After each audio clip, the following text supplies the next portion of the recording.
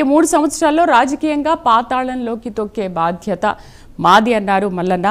హత్యాయత్నం చేసే ప్రక్రియను కుటుంబం అంతా కూడా ఈ కార్యక్రమానికి శ్రీకారం చుడుతుంది, పాల్పడుతోంది. మరి మీరెలా చెప్తున్నారు మిమ్మల్ని చంపే కుట్ర అని? అసలు ఈ వ్యాఖ్యలు ఎవరు చేశారు, ఈ దాడి వెనక ఎవరున్నారు అని అనుకోవచ్చు? దాడి వెనక ఇప్పుడు మహిళగా కవితక్కకు అంటే ఆమె ఇదివరకు ఎంపీగా పనిచేసిండ్రు. బతుకమ్మ ఎత్తుకొని తెలంగాణ ఉద్యమంలో పోరాటం చేసిండ్రు. ఆ పోరాట తత్వం చూసి ఎంతో మంది మహిళలు ఆమెకు అభిమానులుగా మారిండ్రు. అభిమానులు పోయి నిరసన తెలిపిండ్రు, దాడి చేయలేదు. దాడి చేస్తే వేరేలా ఉంటది. కవితక్క స్కెచ్ చేసినా దాడి చేసినా దాడికి పురుమినా వేరేలాగా ఉంటది. అసలు తీన్మార్ మల్లయ్య అనేటాయనే ఇంకొక ఆడబిడ్డ మాట్లాడకుండా ఆ నాలుకను ఏం చేసేదో తర్వాత చూసుకుందాం. ఇంకోటి పాతాళానికి దొక్కడానికి అంటే యావత్తు మహిళా లోకాన్ని పాతాళానికి దొక్కుతాడా తీన్మార్ మల్లయ్య? ఏం మాట్లాడుతున్నాడు? బీఆర్ఎస్ ను పర్మనెంట్ గా పాతాళంలోకి తొక్కేస్తా. పార్టీలు ఉన్నాడు ఆయన? ఏ పార్టీలు ఉన్నాడు ఒకసారి చెప్పండి యాంకర్ గారు. ఆయన ఏ పార్టీలు ఉన్నాడు తీన్మార్ మల్లయ్య అనేటాయనే? ఆయన ఒక్కడే ఉన్నాడా? బీఆర్ఎస్ ను పాతాళానికి దొక్కడానికి అసలు ఎవరు? అసలు ఆయన ఇప్పుడు కాంగ్రెస్ ఉన్నాడా, బీజేపీలు ఉన్నాడా, టీడీపీలు ఉన్నాడా, వైఎస్ఆర్సీపీలు ఉన్నాడా, ఇంకొక కేఏపాల్ పార్టీలు ఏమన్నా ఉన్నాడా? ఏ పార్టీలు ఉన్నాడు? తలా తోకా లేని బొంగరం లాగా తిరుగుతున్నాడు. ఒక యూట్యూబ్ ఛానల్ అని పెట్టుకున్నాడు, వార్తలు చదువుతానా అని చెప్పిండు, ఛాయకు రూపాయి దేదో అని అడుక్కున్నాడు. ఇప్పుడు 100 కోట్ల ఆస్తులకు ఎగబడ్డాడు.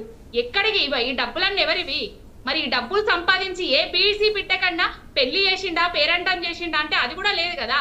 ఎన్ని తుపాకులు పెట్టుకుంటారండి ఆఫీస్ లా? ఎంతమంది సెటిలర్ల అంటే సెటిల్ చేయడానికి ఎంతమందిని పిలుస్తాడండి రోజుకు ఆఫీస్ లా?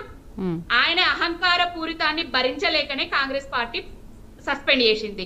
ఆయన ఏ పార్టీలో కూడా ఎదగలేడు, మెదగలేడు. అసలు ఆయన నోటిని ఇప్పటికైనా అదుపులో పెట్టుకొని కవితక్క గారికి బేషరతుగా క్షమాపణ చెప్పాలి. తీన్మార్ మల్లన్న ఏమంటున్నారు పావని గారు? యావత్ మహిళా లోకానికి తీన్మార్ మల్లయ్య అనేటైనే బేషరతుగా క్షమాపణ చెప్పాలి. ఇలాంటి హీనుడిని ఎవరు కూడా ప్రోత్సహించద్దు రాజకీయాలల్లా అని కోరుకుంటున్నాం. రైట్. అంటే పావని గారు ఇప్పుడు ఆయన ఏమంటున్నాడంటే ఎథిక్స్ కమిటీకి సిఫార్సు చేయాలన్న మీరు ఎథిక్స్ ని మర్చిపోయి ఎథిక్స్ తో అవన్నీ మర్చిపోయి మీరు మా మీద దాడి చేయడం ఏంటి? మరి మీ ఎథిక్స్ ఏమన్నాయి అని అంటున్నారు కదా.